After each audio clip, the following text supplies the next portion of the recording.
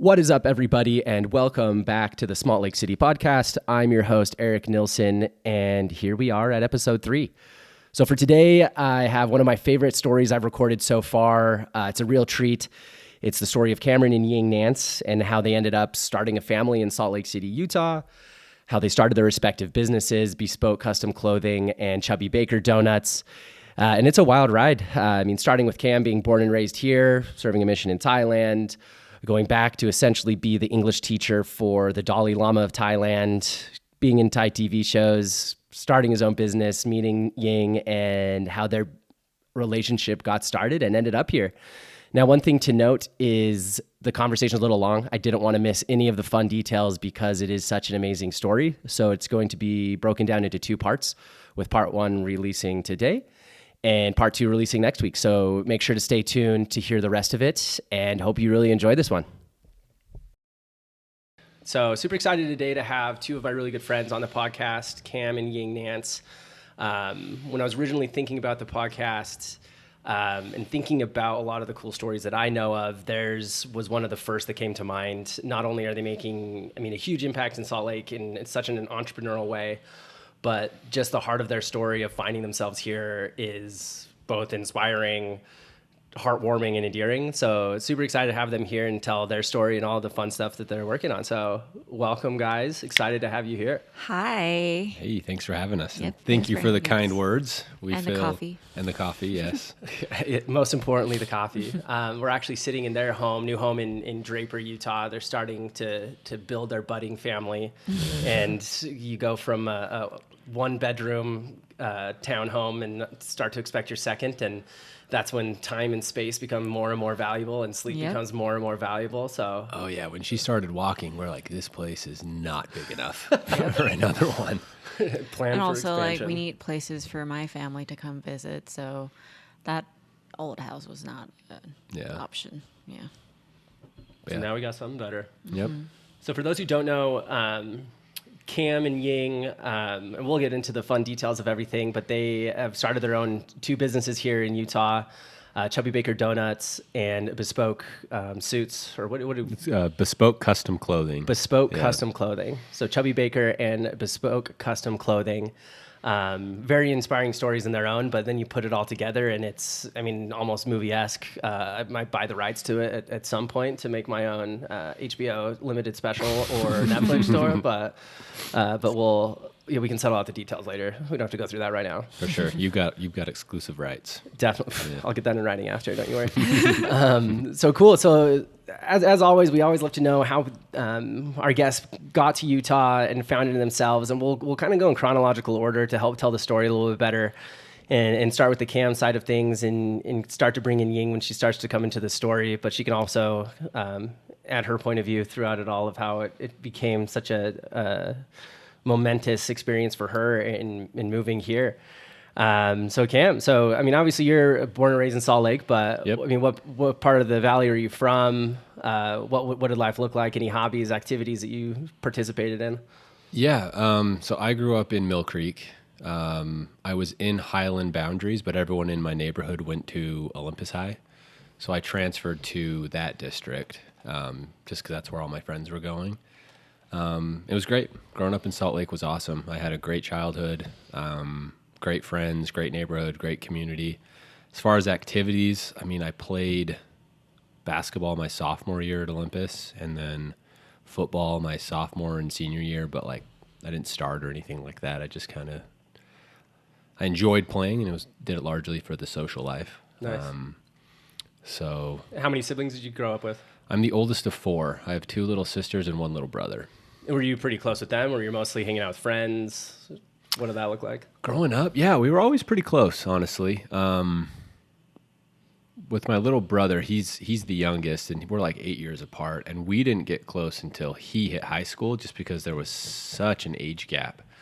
But with my 2 sisters, we've been close our whole life. We see my little sister Helene All the time. every other day almost. I work out with her husband every morning. So, siblings were great. Parents were together up until I was 25. So I grew up in a 2-parent household, which is, statistically speaking, a huge impact just having that, and great neighborhood. And then yeah.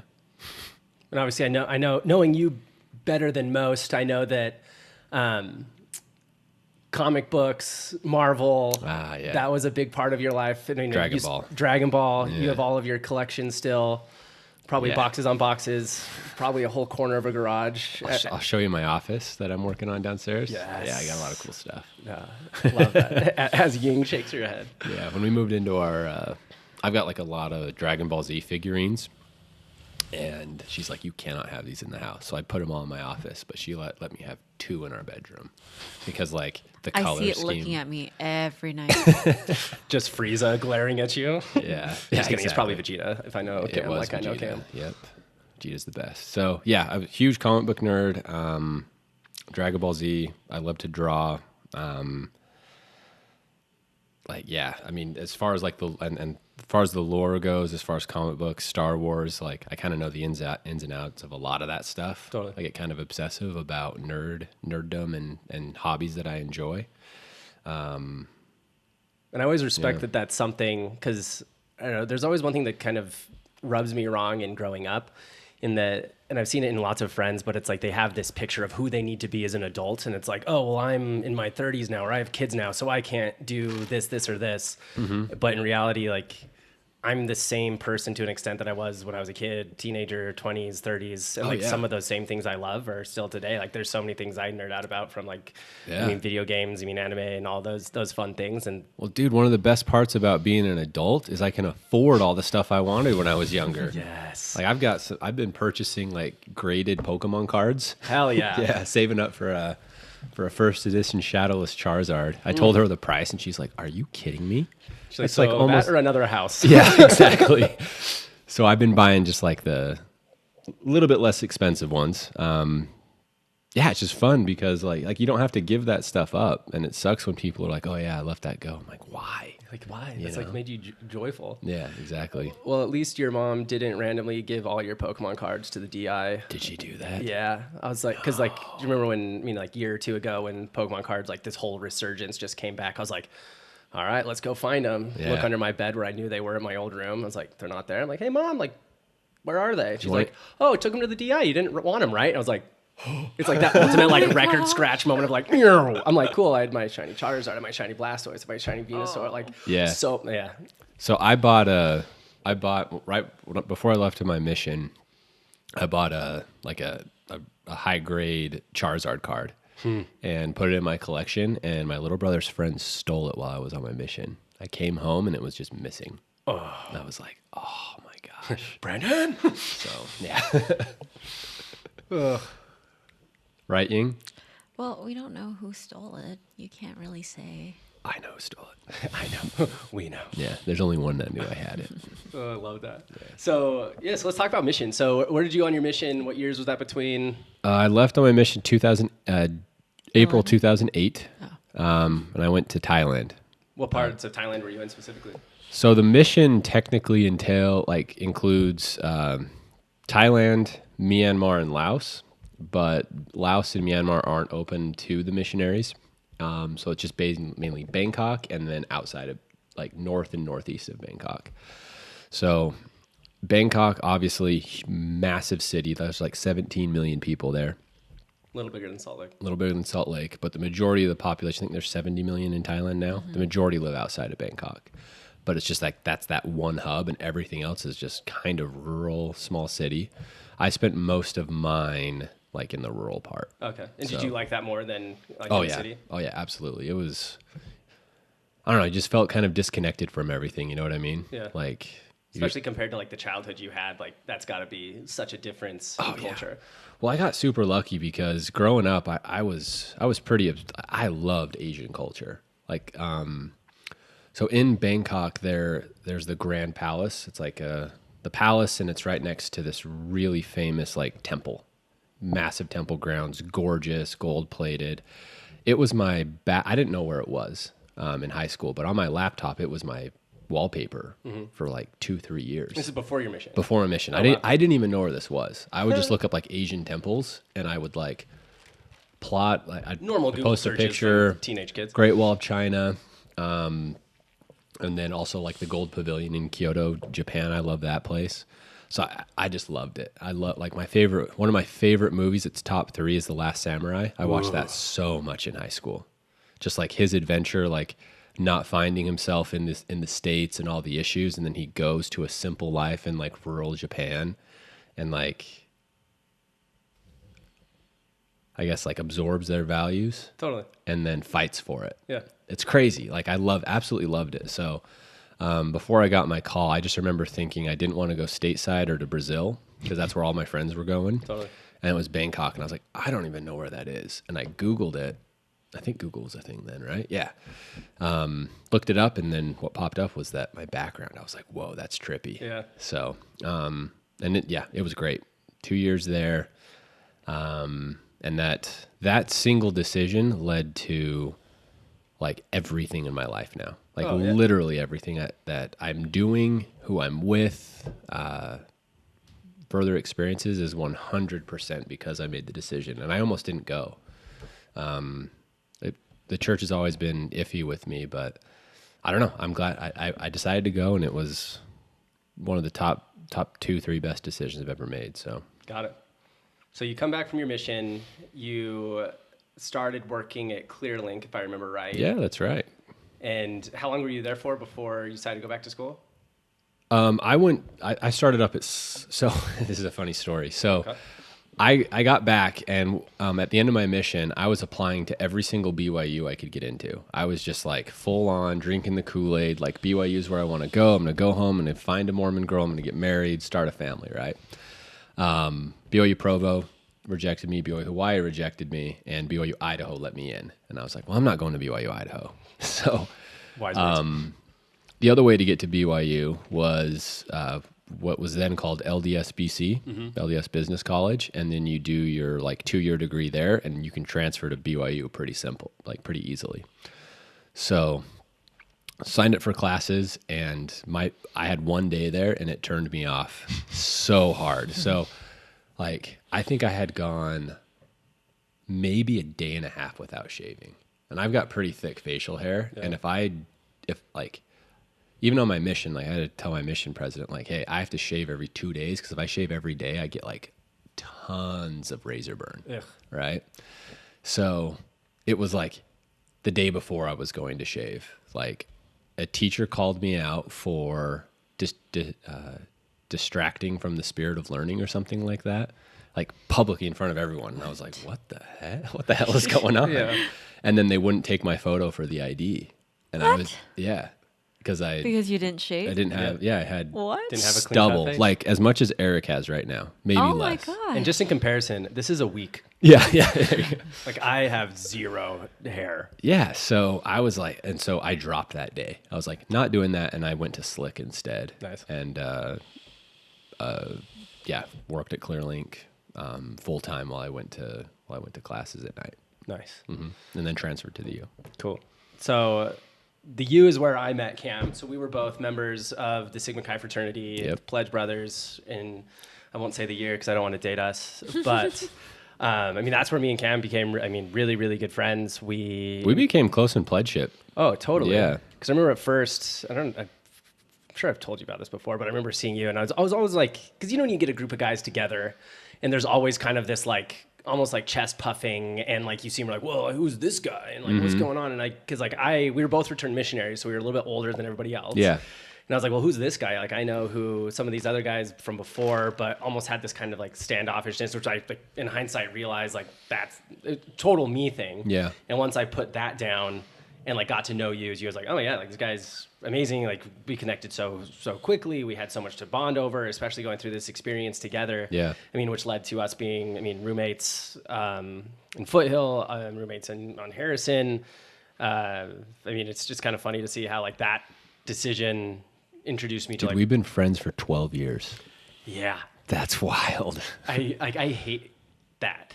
Yeah. Just like, no, don't hate that we've been friends for that long. But like when time starts coming into things, it's creepy. Yeah. Like when me and Tanner moved in together, I was like staring, I was like, wait a minute, we've been friends for 20 years. Like I remember going to middle school because like he went to Uinta, I went to Bonneville, and like middle school is the first time we like kind of integrated those two, and I was like, I just like needed a minute to sit down and just like, 2 decades. Okay. Also, everyone has been roommates with Tanner at one point. Oh, yeah. I talked to him about it. It's hilarious. Because I was always, I mean, pre me moving into Tanner, like I was always like, everybody got that experience and I didn't. Push come to shove, I get that experience. There you go. Well, I kind of get it. He's gone all the time. Yeah. But he works down in Escalante and working there. But it is very funny. For anyone who doesn't know, Tanner too is one of the best people we know. Oh, without a really doubt. good friend. One of my best friend right now in my life for sure. Yeah, he's been there for us. He's been there for so many people. Yeah, and he's a cancer survivor, fought through it, was positive the entire time. Like, oh man, it makes me emotional even thinking about it. But yeah, he's a good guy. We're lucky to have him with us. So totally, and like that, those college years is when everything kind of came together for us and kind of created this friend group that we were going through colleges. Again, as like these return missionaries, but also finding a lot of ourselves because mission, we come home, we think we know who we are, and then we start to grow and progress in our 20s, and all of a sudden we find out who we actually are, and our passions and our hobbies and what drives us. And so kind of want to go from college was cool. And that is when Cam started his first suiting business, True Gentleman. Talk to me how that came to be, because I know a lot of it is with your connections to Thailand and your mission. Yeah, so 2 years after I got home from my mission, a buddy of mine went to Thailand for a couple weeks just to go back and vacation it. We stayed with a member there whose daughter was like the middleman, or the person who runs fabric and coordinates orders and everything for another custom suit shop in Salt Lake. And the owners of that had been missionaries a couple years before me, and they were starting to do that. And I was like, I was making decent money at ClearLink, and I was just like, I'd made a couple suits for myself. I got measurements from some friends at the time. Got some orders for them, and then when we were at our friend's house there, that's where we were staying in Bangkok, she had piles of fabric books, and I was like, can I take some of those? I bet you I could like sell suits on the side. It was merely just like a hobby to fund me being able to purchase more suits, So hey, I'm all about passions paying for themselves. Yeah, so it was super early. Like I had rushed Sigma Chi when I was like taking this seriously. I got back from Thailand a few months later. I rushed, and people asked me what I do, and I just started telling them I own a suit business. Yeah, I hadn't registered anything. I'd sold like 4 suits ever, So I was like pitching this to the Bowmans and everyone, just like trying to be a salesman. And after rush, like prior to like after getting in and stuff, then you have like formals, people just started like Jeremy Peterson, Petey, like all these guys were like, hey. Well, I remember everybody, like it would be months before, and people like, hey Cam, I need a suit, and it would be like this. Yeah. And then someone would be like, oh, I just got a suit from Cam. Be like, well, what do you mean you got a suit from Cam? I want to get a suit from Cam. And all of a sudden you just look around like these formals, and you just see everybody in these customs. It was kind of cool, like in hindsight. I didn't appreciate it for what it was, but everybody's in these like custom fit, like really nice suits compared to like you go to other ones and just see people in their, J. Crew, H&M, Banana Republic suits, and you're like, there's a very stark difference. I do remember that. Yeah. So and during that time, like I completely used that as like, okay, I'm not great at this yet. So my upcharge was like $50. Like I was not like making money on this, but it was like funding it. And then if I had alterations, I just made sure I didn't go into the red with it. And then eventually what would happen is like the guys would refer their parents, so I'd make a suit for someone's dad or someone else's wedding. And then it just started to grow a little bit. So a lot of issues. Again, custom suiting is not easy. Like body types. A lot of logistics. Yeah, but because of Sigma Chi and just like everyone was just, cool, $300, let's do it. So especially compared to like anything else they would get anywhere else. Yeah. Like why wouldn't you? Yeah. So and then I partnered up with another member of Sigma Chi and we started a brand that had some differences we didn't work very well together, so we decided to separate. And he just like bought my ownership of the company, and I was like, you know what, maybe I'm done with suiting. I'm just going to focus on my degree for a bit. And that was like mainly my time in Sigma Chi. Like I sold suits on the side a little bit, but I was focusing on like having a good time. Oh, totally. And like, which if anybody ever asked me, which they probably would never, is like, what should I do in college? I'd be like, be present, make friends, enjoy. Yeah. Because I mean, even like thinking today of like the people who took college super seriously are in very very difference in place of where the other people who just enjoyed it. And the people who thought what they were studying was so serious are usually doing something completely different. Yeah. And so enjoy the journey. Don't take anything. I mean, that's kind of life in general. Don't take anything too seriously. Yeah. You're going to end up dead regardless. For sure. Yeah. So cool. So you're going to school, you're doing all this. And then, so I want to so this is when Ying starts to come more into the picture. So Not yet. Right. Okay. Yeah, So we're going to get there. So let's talk about the first time you go back to Thailand for an extended period of time.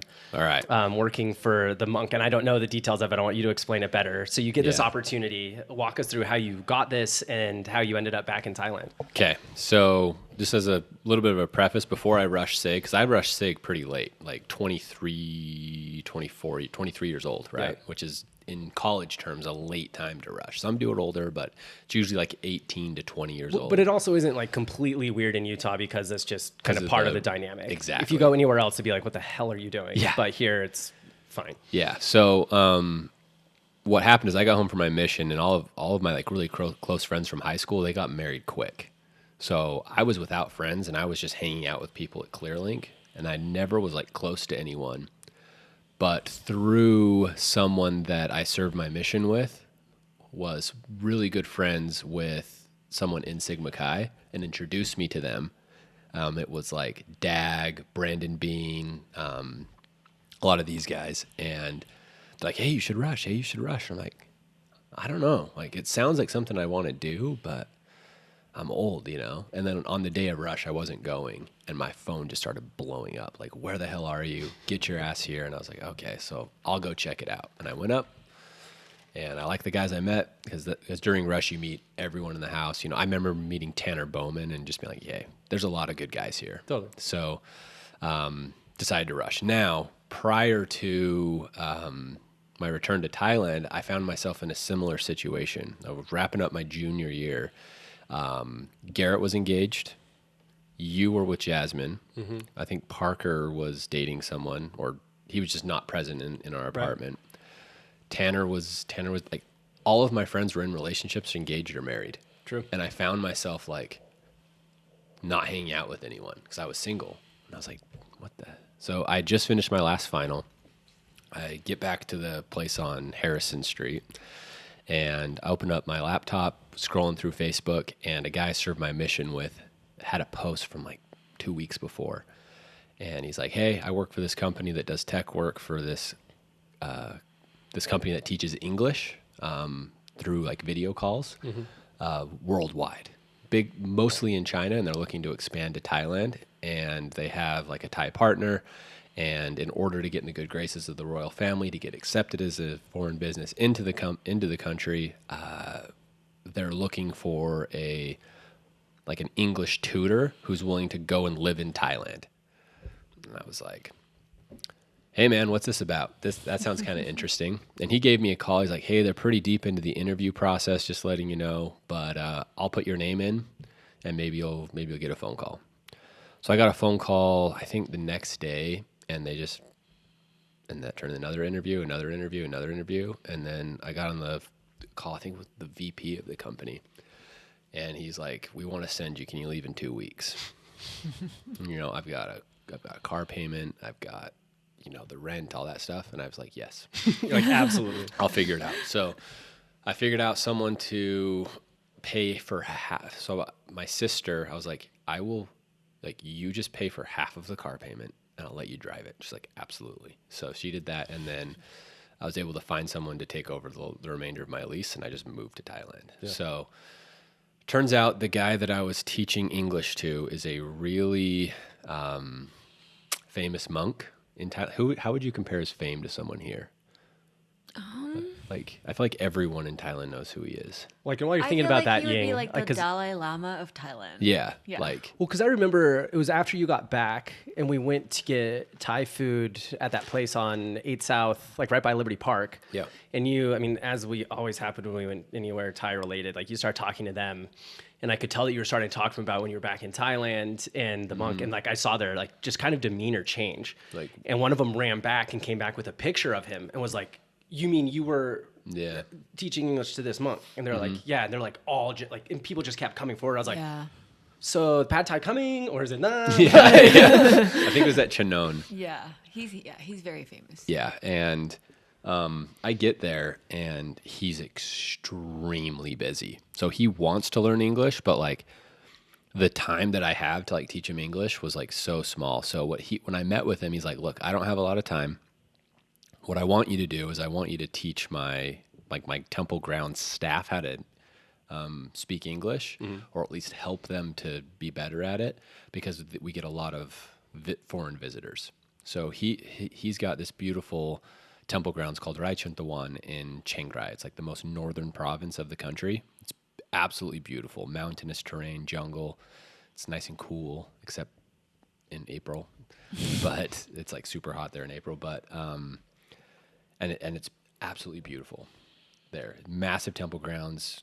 He owns farmland surrounded that he brings like people, like more rural people in the area that need work. He come and teaches them how to farm for free so they can go get jobs at farms like in the province. Oh, cool. Right. So he does a lot of stuff like that. He a lot of the money that gets donated to him, he gives back through, hundreds of thousands of dollars in scholarships, like just a really good, influential person, right? So, and you just happen to like Facebook post like, "Oh, I'm going to go teach English, but I don't know who it's to or why." Yeah. And then all of a sudden you're like, and 2 weeks later. So at this point, I'm like, okay, I guess I'm not going to teach him. I'm going to teach the staff. Right.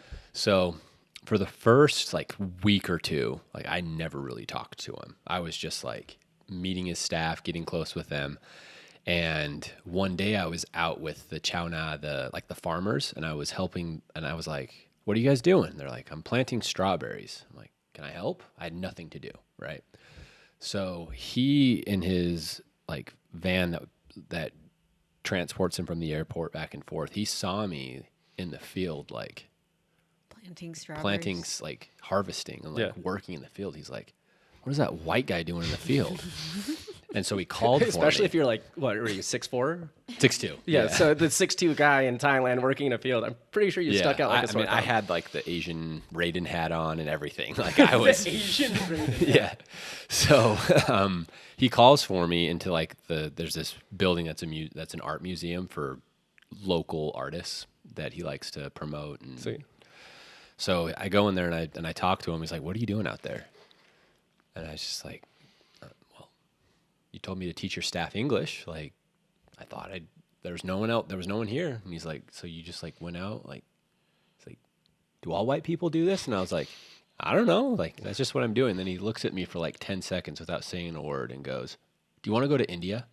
And I was like, he's just like, "By India, mai." I was like, "What? What do you mean go to India?" He's Sure. like, "Do you want to go to?" He's like, "Me, some monks, and a bunch of people are going on this like pilgrimage to all of the ancient sites where the Buddha taught. Do you want to go?" And I was like, You're like, "No, I'm a little busy teaching English to some of the people in the farm." well, I was like, I don't have any money. Like literally, like I had no money. Like Right. the company that sent me there was paying me $1,000 a month, and that was going to my car payment. Yeah. And like just saving up so I could go to school when I got back again for the next semester. So he's like, no, don't worry about it. We'll pay for it. Do you want to go? I'm not asking you, can you go? I'm like, do you want to? And I was like, yes, I want to go to India. Like, yeah, of course. And he's like, okay, give me your passport. And I like go get my passport. He hands it to his like monk assistant. And he's like, he'll take care of it. He'll go to the embassy. You might need to fly to Bangkok tomorrow. We'll pay for your ticket. And I was like, what is happening? So then 2 weeks later, I'm in India, and I spent a ton of time with him, just like chatting with him, teaching him English. And then we started to get really close. Cool. every morning with him, we'd practice English, and then he started teaching me. So here, I'm just going to unload with content. You can choose what to keep. So one day I'm teaching him English, and we're practicing English, like talking about breakfast terms or something like that. Or he'd come with, he could get by in English for sure. If you speak slow, like he can get by. He just wanted to like know better grammar, nuances. Anyway, we are, and we're just going through our normal morning routine before the visitors start to arrive at his temple. And, he's just staring at me. I'm asking him questions. He's not responding. He's just like looking like deep into my eyes. Right. And I was like, what's up? Milai, like, did I say something wrong or whatever? Am I in trouble? Yeah. He's like, Rumai wa, Cameron, mai mi kwam so pra'alai, which means like, do you know why you're unhappy? Do you know why you're not happy right now? And I was like, what? Like, I'm hungry?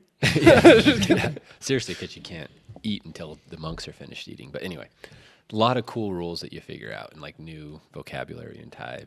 Met a lot. I'll get to that in a sec. So, I was like, no, why am I not happy?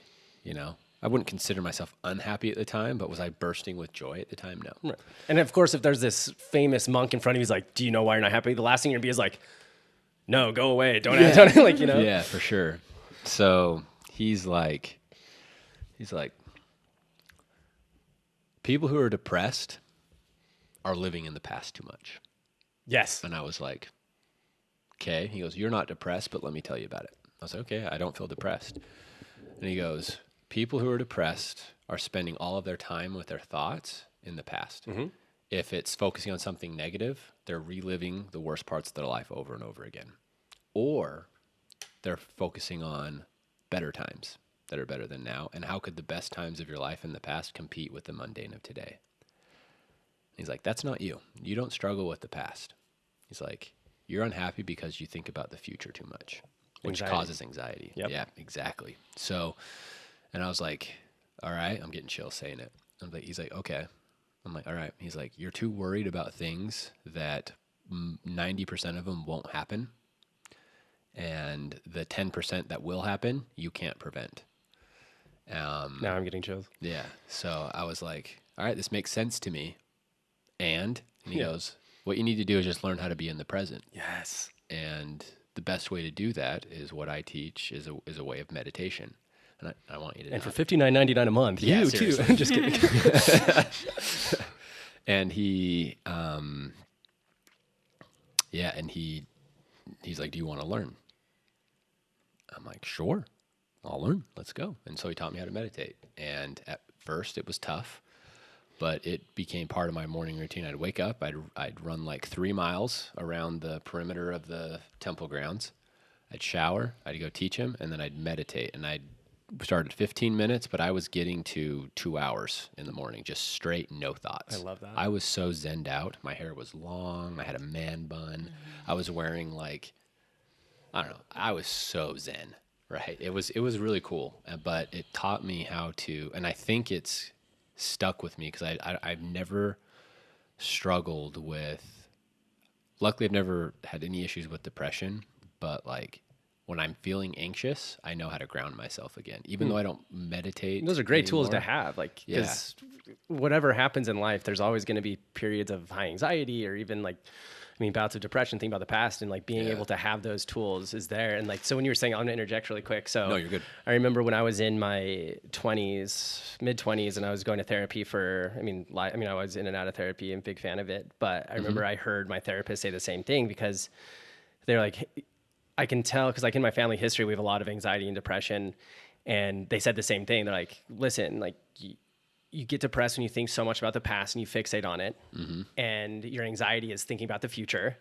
And the best way to battle that is to be as present as you can in the moment. Yeah. And there's nothing that forces you to be present than meditation, because it literally is sitting still in the moment, focusing on breathing, focusing on calming your brain, because your brain's usually processing all of that anxiety and all those thoughts and bringing you back to that. So I love that there's because obviously like with mental health and getting to a place of peace, there's a lot of schools of thought you can have. I mean, even like with you in Asian culture and literally sitting across from a Buddhist monk, but a lot of the principles remain the same. Yeah. And so I love that you were able to find that and find that peace. Cause even like knowing you before then, I mean, I wouldn't look at you and be like, Cam, you're depressed. Cam, you're like have high anxiety, but I knew that you could be a better person and that there were inner battles and a lot of storms in your head. And so I love that experience not only kind of set the foundation for the rest of your life, but also gave you so much peace to help tackle that was to come. Yeah. And I think a lot of it was just, I've always had lofty goals and I still do. It just, I can't help but point to the future. But what I found is like, I like to write down my goals of what I want in the future. And then I think about what do I have to do now? And then that kind of like grounds me back to today. Yeah. And whether or not it happens, I'm okay with. Like totally. there's an element of acceptance because it's like you can't control a lot of it. And another part of this is it doesn't have to be Buddhist meditation. It could be prayer. It can be Islam. I mean, it can there are techniques to get yourself in the present in a lot of different ways. I just found that what I learned with him was really effective for me, really effective. So I definitely gained way more from that little adventure than he did because like, he's just so busy. Like his English got better, but yeah, he's just a really generous person. So he started teaching me meditation. We kept getting closer and closer and just talking about things. He talked about his issues with Buddhism in Thailand and how he wanted to change it and affect the world, what his goals were, like a lot of really cool things. And being with him so often, like people in Thailand started to take notice. Like the rumors about us in Thailand are hilarious. Oh, yeah. Yeah, you want to Like, tell them they about were that? like- Let's hear it. So, because There is a group of people in Thailand that do not like this monk. Yeah. Like For sure. just like anyone, like there's a subset of any group that doesn't like any person. True. Right. And so, for some reason, he thinks that the monk is gay. Like, they think that the monk is gay. And so, there would be, like, pictures of Cameron and the monk. And it was, like, a weird angle, but it looks like the monk is touching Cameron's knee. And so, they were, like, making fun that, like, Cameron's, like, you know, the gay couple with the monk. There's a legit rumor that people Like, think I that him and screenshot it I on are Facebook and, like, TMZ sent it to are Thailand lovers. spreading rumors. Yeah, exactly. So Yeah. that was always fun. But anyway, started to take notice. I started meeting some really cool, important people in Like politics. some of those what are some of those people, would you say? Just like people high up. So Thailand right now is run by the military. Mm-hmm. So I never met the prime minister, but I met like his like right hands. You know what I mean? Cool. Like his second hands, the head of the military police, and like a lot of celebrities. Like a couple celebrities, Thai celebrities, got married at Raichentawan, and they have foreign fans, and so I would translate for like the person running the wedding. Cool. You know, so the little things like that. There's also big events that happen at his temple grounds, and their TV stations would come. So this is going somewhere. This is kind of like how I met Ying, and then how I kept going back to Thailand after this experience. Because this bout in Thailand isn't when you met Ying. It is. It is. Okay, so this is when you met the first. Okay, because I Yeah. couldn't remember if it was this or the next one. But yeah, keep going. Yeah. So TV would come. So I've started meeting people high up in like the big television stations just because I was with him. They're like, who is this guy? And then they'd come up and like, who are you? Like, Cameron Nance. this is interesting. Like, you know, I'd tell them, and yeah. And then and every once in a while, like the monk would take a few days off and he'd like go down to Bangkok, go see your friends in Bangkok. Right. And so I'd meet up with people that I had met. It was really fun. So and then also he started taking me to different countries with him because he has followers kind of all over the world. Totally. And he'll set up events, and then his followers will come see him in the places where and it was really beneficial for him that I was there because I would, you know, put on headphones and have a mic, and everyone who didn't speak Thai put on headphones, and I'd translate his So what were sermons. some of these places you went to? Or some of the highlights? So Japan. I went to Japan. That was my favorite. I haven't been back since, but we will go soon. I'll tag along for that one. Oh, it's the best, dude. Unreal, like surreal, like just so many wallpapers on my computer. You're just like, slowly checking off your like high school wallpaper list. Seriously. And I just remember in Kyoto, we walked up and I turned the corner and I saw the Gold Pavilion, which is this beautiful gold building next to a little pond during cherry blossom season. Like, I was just like, how am I here? Yeah. Like, pinch me. Like, and I'm not paying for any of it. Even better. You know, I was just like, this is, it was crazy. It It was so experience. surreal. Yeah. So, and I'm Myanmar, Laos. So I got into I don't know if I can, anyway, I got into Myanmar without a passport. So it's the only country I've been to that I don't have proof of it. FBI, we've got him. Yeah. So we got to the border and I was like, I forgot my passport. And the monk's like, doesn't matter. And he went and talked to people went and talked to people at the border and they just let me through. So Myanmar, Laos, Cambodia, Japan, and then near the end of my stay, he invited me to go to Europe for 3 months with him. And I didn't go, and I'll get to that in just a sec. But when I got back from Japan, there was a big event at the temple grounds where they were ordaining a bunch of novice monks, like 300 or something like that. TV was there, celebrities were there, big event. So Ying, my beautiful wife, her family is very famous in Thailand. She's the youngest of 5, and her 4 older brothers are pop stars, and 2 of them are movie stars. So I don't know why my brain just like when you say that just goes to just like BTS and just sees them. And I guess I've like seen pictures of her brother, so it kind of is more or less true. But totally. Yeah, that's it, dude. Like seriously, like Golf and Mike. In their times, yeah. In their time, yeah. And they're doing a reunion tour in December, which is why we're going back. But give me a T-shirt. Well, yeah. So where was I at? So my mom forced me to this event. I usually don't like to go up north. She's not a religious person. I mean, I am Buddhist. So let's pause here for a second. So I love that now you get to come in because you're an amazing person, and I love hearing from Cam, but I love hearing from both of you too. So give us a picture of like what your life is like at this point. Like, what are you doing? Where are you spending your time? So I just barely graduated school, and it was in 2015, I think. Was it college or high school? Sorry, it was college. Okay. And what did you study there? Where was that at? I was in arts faculty, and it's like language and culture, because that's the only one that I can get in. At Jula, though. Yeah, but it's it's a really good like school. And then I was kind of working with my dad a little, and he owns like a leather company, handbags and stuff like that. But it wasn't serious because very successful. It wasn't anything serious just because, you know, I'm the daughter of the owner. So it's like, you can go anywhere you want. But yeah, back then I wasn't doing anything much, just being like a young girl, kind of. And then Just having your little hot girl summer moment. Just you had a graduated. boyfriend. I don't have a boyfriend, but it was just someone I was involved with. Gotcha. And so my mom loves forcing me to Buddhist events, especially with this event, which is like 200 novice monk, which will give you such good karma. Like you have to go. You have to go. Yeah. So, and you have to meet this monk. He's so famous. It's so hard to meet him. We have to go. So I was like, okay, I'm just going to go. So I went there. And then once we got there, we talked to the monk. And then he called Cameron in to come and take care of us and like showed us around. I met him and I was like, ooh, cute boy.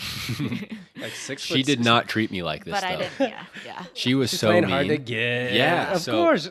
Games are the same games in any language and country. Yeah. I'm eating breakfast with the staff in the back of this building that he's Rupcag. What is that in English? Just like, you know, for guests. Yeah, it's like, so he'll sit in a room and people will come in one by one with a chance to Yeah. meet him. And Nice. he was just doing that. And so her and her mom came and then he's like, hey, go get Cameron. Why those Why two? Cameron? He knows what Yeah. he's doing. He's like, listen, It's Cam, not just pretty girl. Because, like, the second time we met, he said something really like weird. Yeah, we'll He's get like- to that. Yeah, We'll get to that. But, Yeah.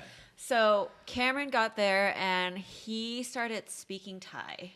And I was like, oh, you speak Thai? And then Cameron was like, oh, your English is really good. And so I looked at him with a side eye, kind of rolled my eyes, and I was like, yeah.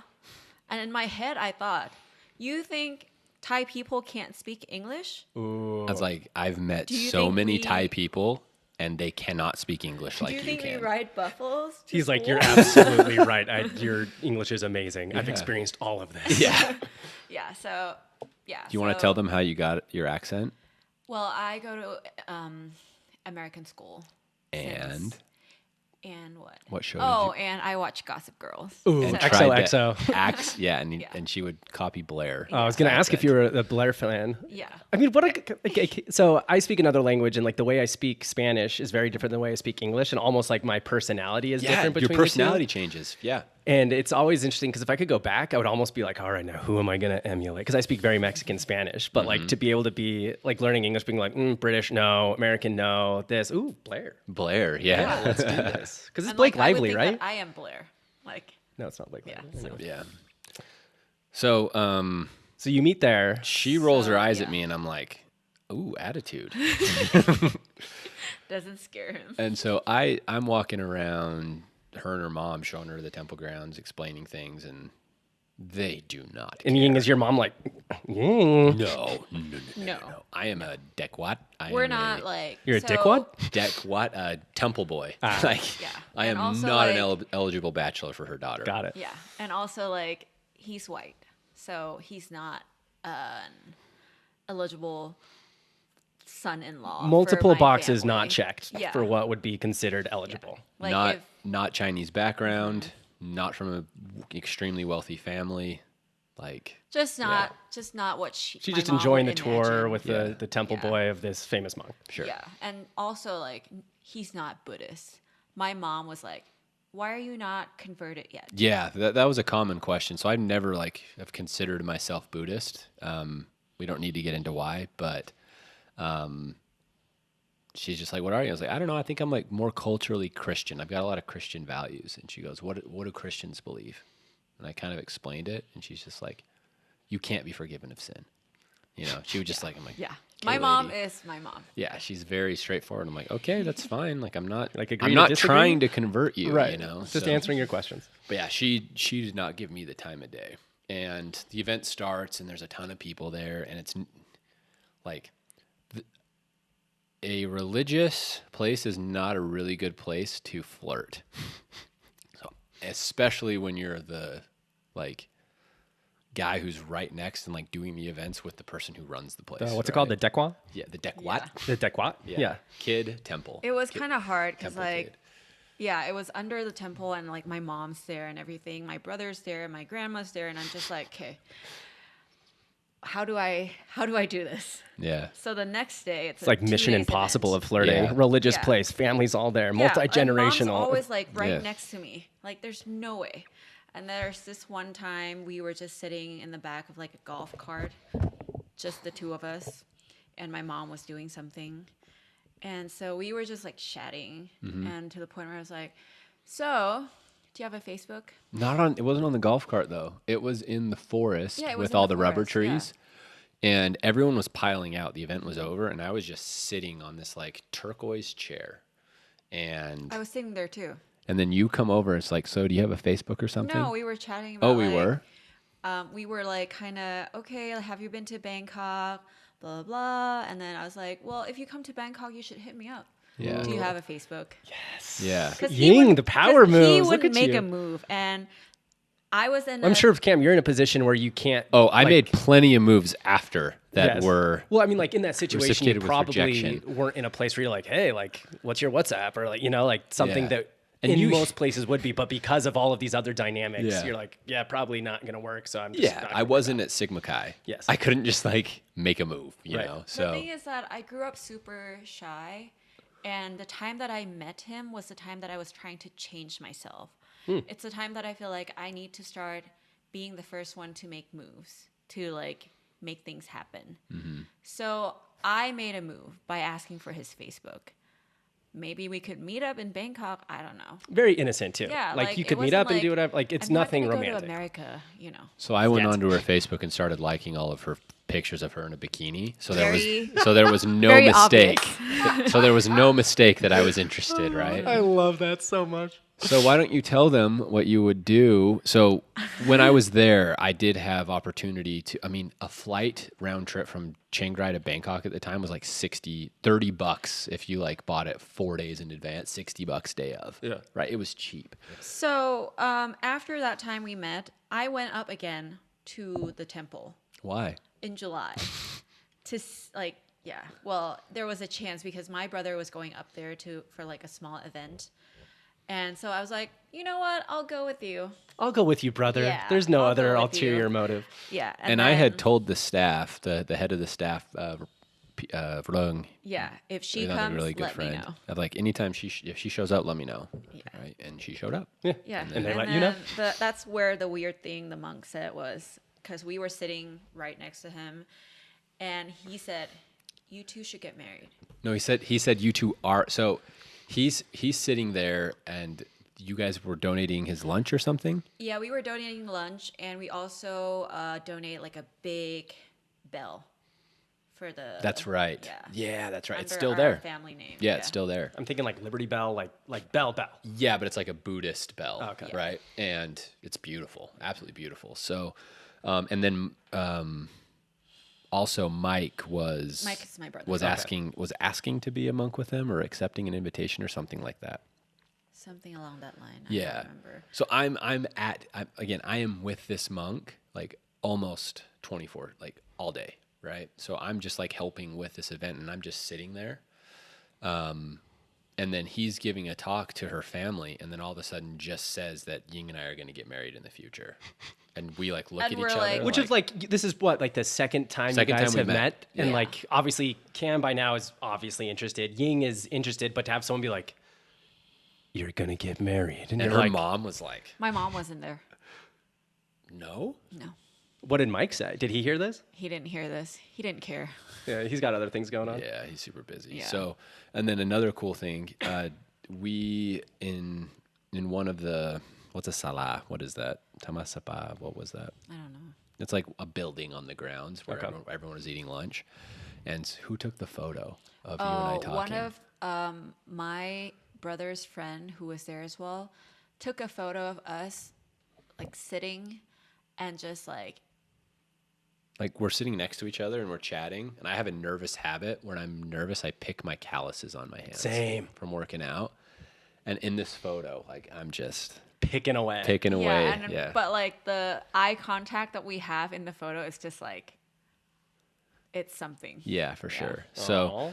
So every time I go to Bangkok, I hit her up, and she would either ignore me, not come, or in the rare time when she would come hang out with me, she would bring a friend or two. I'd never not come, but I would always bring a friend with Yeah. me.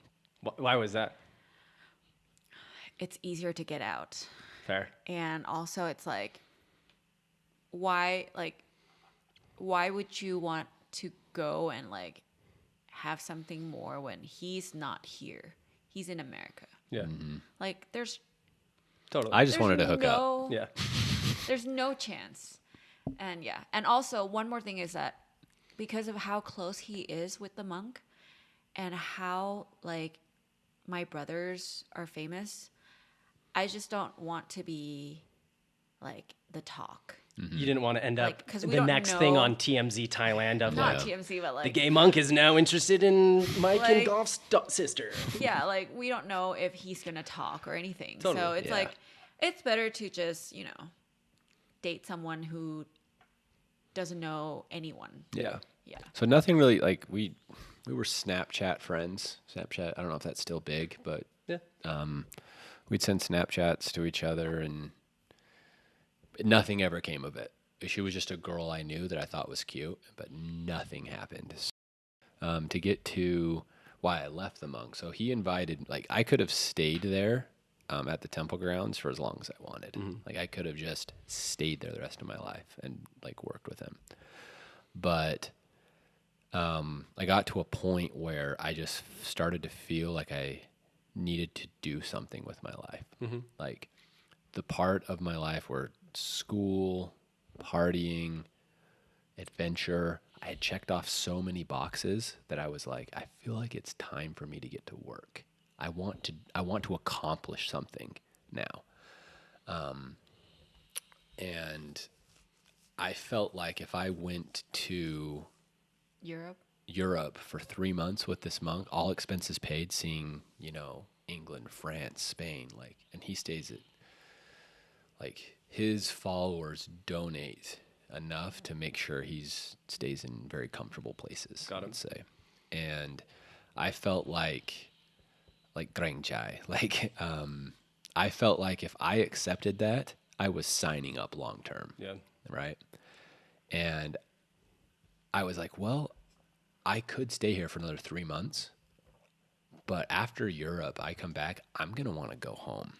And I can't just go to Europe and then peace. Yeah. I can't do it's either that now or you're in for the long haul. I'm here for a few years at least, is what I was thinking. So I was like, I went up and I was like, thank you so much for your offer. And I told him how I felt, but I want to go home and accomplish something. And he gave me his blessing. He's like, absolutely. You always have a home here, which is something he says every time we go see him. He's like, Rai Chintawan is your home. So anytime you need to ground yourself and come home, it's always here. Love that. So word got out that I was leaving, and I don't have a manager or anything, or a cell phone or anything like that. I mean, I have my cell phone, but I don't have a Thai number or anything.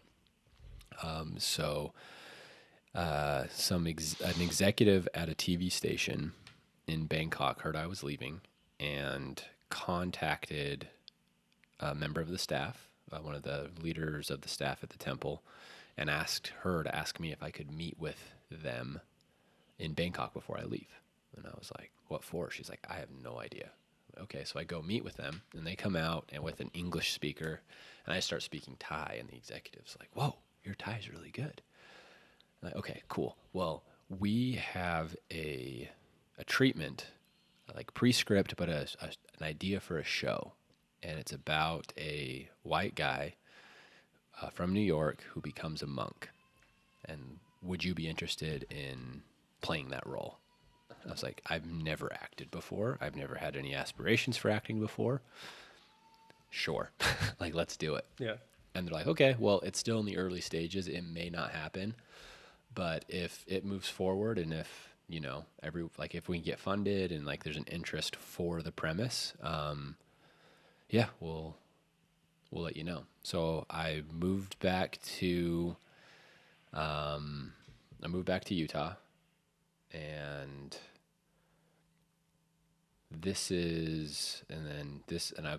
back in with my mom, and then Tanner got cancer, so he moved back home, and then I moved in with Scott. And while I was living with Scott, I got contacted to do the TV show. We're going to start in a few months, you in? And so we negotiated terms, and I went and started a TV show. And while I was there, before I shaved my head, so first they flew me out to New York to film all the scenes of my character there. And that was my first time in New York. And I was like, I'll be back here. I love this city. So that planted the New York seed in my head. And so then the TV station flew me out. They put room and board, and is this in Bangkok or what? This is in Bangkok. Okay, yeah. Sure, so we filmed some of it at the temple grounds that I stayed with, because one thing that they did is to help get funding is the monk that I taught actually helped with the story idea. Yeah. So once it started to get picked up, he got involved, and a lot of it was filmed there. But most of it was in Bangkok or just outside of Bangkok. So my schedule was on, so Monday morning, I'd have a team pick me up at around 4:30 a.m. Yeah. And then we'd drive out to where we were filming that day. And we would get there, coffee, breakfast, everything, do a run through, script reading, all that stuff, make sure everyone was on the same page. And then we'd start filming until about 7, 8 p.m. at night. Woof, that's a long day. Long day. And that would be Monday, Tuesday, Wednesday, Thursday, 4 days in a row of this. So it was like 60 hours in 4 days. Yeah, 4:30 to 8:30 every day. So yeah, that's really a lot. brutal. So not easy work, believe it or not. So, and then on Friday evening, I would get the scripts of the scenes that we would be shooting for Monday, Tuesday, Wednesday, Thursday, the next week. So, and the scripts were all in Thai, no English. My Thai started to get really good. I was gonna say, because like if anybody's ever learned a language, like especially like from my perspective of mission, like you learn that vocabulary really well. Like I could talk religion with anybody very fluently, but then it's like, oh, hey, you want to talk about manufacturing? It'd take me a sec. I have to ask a lot of words, but a lot then of vocab you have to learn. so it's like now you have like your mission vocabulary, you have your monk vocabulary, and kind of all that, which expanded a ton. And now it's like pop culture vocabulary. So I'm sure it's just at this point, I mean, as good as native almost. And the monk that I played, Steve, monks speak in a higher language. So there was a ton of vocab I had to learn. So I would spend Friday evening all day Saturday and a little bit of Sunday. It was like okay, I've done enough, but I would just like memorize my lines and practice like all day because I did not want to show up on set and slow things down, right? So I did that, and then on like when I would have downtime and whatnot, I would hit up Ying, and anytime she'd come see me for lunch or coffee or something, she'd bring a friend, and I'm just like, man, Always a friend. yeah, she'd always bring a friend. So did the TV show, and after the TV show, work gets crazy because then you're doing a ton of interviews and morning TV shows, like talk shows and stuff, and like going around. And then that was finished, and then the show aired, and I moved back to the U.S. again. And the thing I like, so it was always interesting too, because like back in Utah, I mean, we knew this was all happening, and he'd send us pictures, and we'd like the show would go live, and we'd go over to Scott's apartment and we'd watch it. And like none of us speak Thai, so we're just kind of like trying to piece together the plot based on what we're seeing. And keep in mind, like, so up until this point, Cam had, I mean, long hair when he was in Thailand. He was always like a pretty clean cut individual. I mean, selling suits, and just by nature, he kind of always has been. And we turn it on, and all of a sudden, he is like shaved, bick, bald. Yeah, Eyebrows shaved bald. So we're like, what did he get himself into?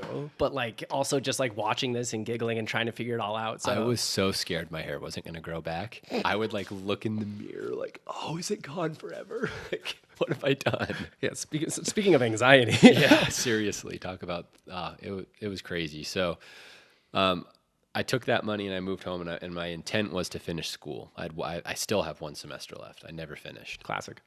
And so I was like, you know what? That was fun. Maybe I should start the suit thing again. Yeah. You know? So again, because like you had this experience in Thailand where like you found, I mean, probably oversimplified, but you found yourself, you found more grounding, had all of these experiences that you knew you wanted to check off. Those are done. And now you have this kind of like itch to scratch of like, okay, now it's time to build my life, build my empire. And now you're like, all right, let's go back to this suit thing and see what we can do. Yeah. Because I knew I enjoyed it. I felt like maybe I'll do this. Let's try it. So I took the money that I got from the TV show, which was more money than I've ever had in my life, but still like it wasn't like life changing in that sense. Like, oh, but gave you a little bit of freedom in life to make a couple decisions. Yeah. So I was like, I'm going to take a good chunk of this money. I'm going to put it into Google advertising, and boom, it started to get really busy. Yeah. And then they hit me up. I got contacted again. The show got renewed for a second season. And I was like, all right, let's do it. So I negotiated, and I was getting paid like triple what I got paid before. And I was like, is this going to turn into something, you know? And I get there, and it was like a week before we started shooting. And the king of Thailand passed away, which if you know anything about the Thai culture and the royal families, it's very revered, especially the ninth king. He was the king for, 70 years, something like that, 80 years. So it's almost like the Queen of England dying, but Tyler. Bigger. It's wow. it's like Jesus dying, dude. It was mourning in the streets, like all television production, like TV shows were taken off, and every station was just tributes to him 24/7. Yeah. Black and white. no color. Nobody's wearing anything but black doing their day-to-day work. Wow. It was crazy. Like, so everything got put on a hiatus, and I still have bills at home. I still have a business I'm running at home. Like, You can't I have take an a hiatus. employee, Yeah. and I just started running out of money. So I stayed waiting for, and the TV station kept saying like, no, it'll come back. Of course, there's It'll like, come yeah, back, just wait, just next stay week, here. next week. I'd been there for 3 months, and I'm like, I have $5,000 left to my name. Like, I need to buy a ticket home, all this stuff. So, and I haven't, and like the company is not. And during this time where you're waiting for this to happen, are you seeing Ying at all, or are you just mostly just focused on the store? And No, I'd given up on Ying at this point. So, and so Ying, like, so during this time, so you had gone, so you graduated from school, working for your dad a little bit, and so during this time, like, what were you doing in your own life? So I was trying to work with my dad, but because of how the company is set up, it is so hard to try to change them. We've got a special guest, Yeah. their youngest daughter, well, only daughter now, Lizzie, who just woke up from a nap. Yep. Trying to work with my dad still, but it was hard to change how the company was structured, and with like older people and older workers, they don't want to change. Yeah. They don't want you to go in and change things. So between those years that I met Cam was 2015 to 2017, 18, it was just me trying to work with them but not working, and so I was traveling most of the time. To be honest, pretty much not doing anything productive. Yeah. But fun stuff nonetheless.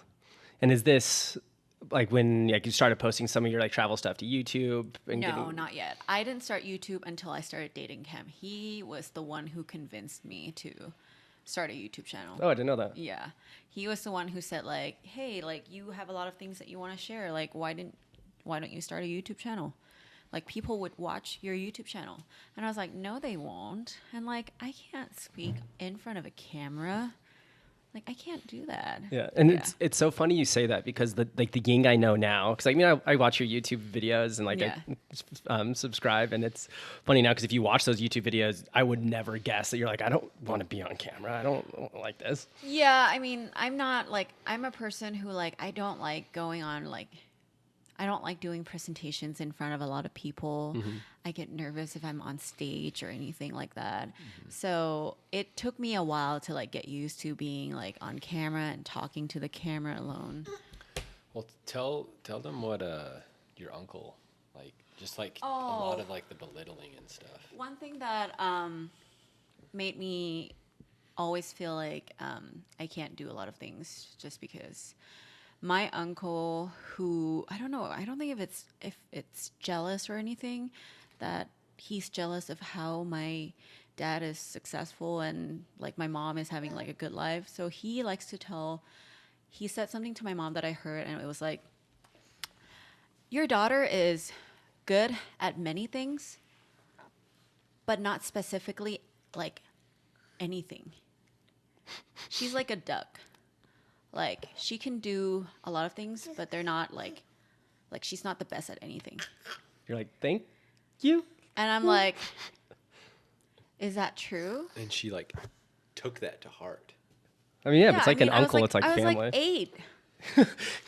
That'll sit with you for a while. Know? And he would like, brag about it. And he loves bragging about, like, his daughters, how they get A's and stuff like that. And I've never been good at school. Mm-hmm. Like, I've never liked school, and I'm good at other things, like selling stuff online. Like, when my brother was famous, I would go into my dad's factory and, like, make bracelet and sell it to them, like, the fans. Yeah, and then sure they just bought it all. Money. Yeah. Like, I'm good at, like, those stuff, but I'm not good at school. She's a really good entrepreneur. Talk about Garrett Popcorn. Oh, so I went to a show with my brother, like a TV show, and I won like a kind of like a prize, and it was like $300, and $300 was a lot for me back then, and I was like, oh, what am I gonna do with this money? So I went to get some popcorn, and it was Garrett popcorn from Chicago. And I was like, why is this thing so expensive? It's like $12 for like a small box. And so I tasted it, and I was like, holy crap. You're like, it all makes sense now. Like, Take my what money. kind of popcorn is this? Like, I need this. So I was like, maybe I can get it to come here and like sell it too. Like, maybe I can like import it. So I started looking, and my family and I, we went to Hong Kong. So I got I used that money that I went to the show and got the price and spent all of it on popcorns and brought it back home from that trip and started an Instagram, started posting online, having my brothers hold it and just like all his celebrities friend posted. I started taking orders, and then I know that one of my friends just started to like study abroad in Singapore. And so on the weekends, I was like, hey, can you do me a favor? Can you go to the mall? Can you get the manager's contact from Garrett Popcorn? And she did. And so I reached out to her, and I was like, can I place an order from you and have you guys deliver it to my dad's shipping company? And they're like, yeah, sure. And so I didn't use any money to like I only used that $300 to invest in it, but I would take orders from the customer and have them pay half first. Yeah. So basically those like that half of Would the fund money the order and would fund the order. Yeah. And I was making like $10,000. Yeah. And so that time I was in college. And it was to the point where I was like, I don't care about college anymore. I don't care about exams. You can go make money selling popcorn. I'm just gonna sell popcorns. And yeah, I just started selling it to the point where I wanted to bring the franchise into Thailand. But the manager told me like, don't do it. It's not worth it. Like once it's good, the company's gonna come in and take over. Like just don't do it. Makes sense. So I was like, okay, fine. I guess I'm just gonna do it for fun. And then people started copying and doing the same stuff. So many competitors. So it was, which is always a good sign that you're doing something right. Yeah, sure. It was good. It's a good sign, but also like I was in my 3rd year of college, and I was like, okay, I need to finish this. Right. It was a really tight thing where you need to finish college. So and how much did you work? What do you mean? Like, weren't you like up all day at your dad's office? Yeah, I was up all day. I was just, not obsessed. I'm obsessed. I'm not like studying anymore, but I have good friends, so they would like help me study. Yeah. And I like passed like at like 51%. Like just barely passing. C's get degrees. Yeah, like barely passing. I'm lucky that my parents are not super strict. Yeah. As long as you pass, you're fine. So. And you did. And I did. Yeah. That's awesome. Yeah. And then when I met Cam, started dating him, that's when I actually grew up. Yeah. So I am not proud of this, but I would say that I was a really spoiled kid. Like during those 3 years after college, I would just go on trips. I would go to New York. I would go to Paris. I would just go on trips. With daddy's credit card. Yes, yeah. With daddy's credit card. And I mean, and I always thought that I will always have daddy's credit card. And like at this point in life, you're like, okay, like family's pretty successful. I can do all these fun things without too much work. I'll probably marry someone famous from Thailand and just kind of continue this. Is that kind of what you expected at that point? Yeah, like I would probably marry someone from a good family in Thailand and like things would be okay. Like you don't have to worry about money. Even though I know that my dad's company is kind of like struggling at that point, but I always thought he will figure it out. He's smart. He'll figure it out. Yeah. No problem. And he works up. He's 70, And he still works like crazy. yeah, he's 70 right now and he still like tries to find things to do. Yeah.